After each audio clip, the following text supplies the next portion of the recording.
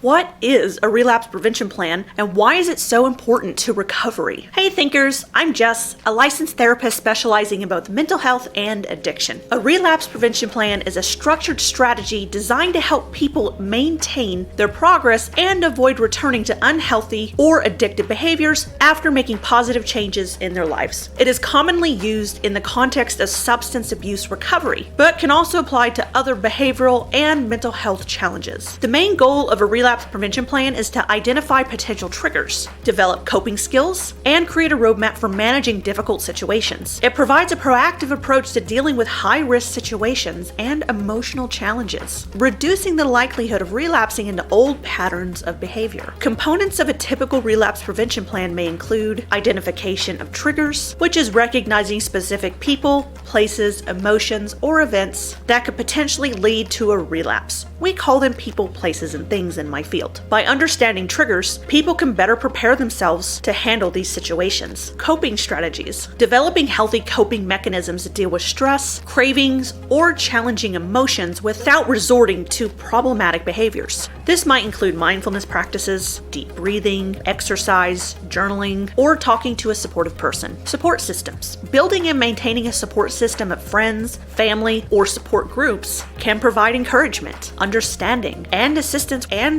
when facing difficulties. Creating a daily routine. Establishing a structured daily schedule can help reduce unpredictability and maintain focus on positive goals. Avoiding high-risk situations. When possible, steer clear of situations or environments that could trigger problematic behavior. What is problematic behavior, you ask? This is behavior that is undesirable. This could include addictive behavior, which is the desire to overdrink or going through the motions of overdrinking. If you put yourself in a high-risk situation, which would mean you're in a situation where alcohol could be easily accessible, you're going to return to those old behavior patterns of overdrinking, which is, if it's present, then I will drink. If that's not behavior that you want for yourself, then avoiding those high-risk situations is going to be beneficial for the recovery process. Setting realistic goals. Breaking down long-term goals into smaller, achievable goals can provide a sense of accomplishment and motivation along the way. Self-care. Taking care of physical, emotional, and mental well-being through proper nutrition,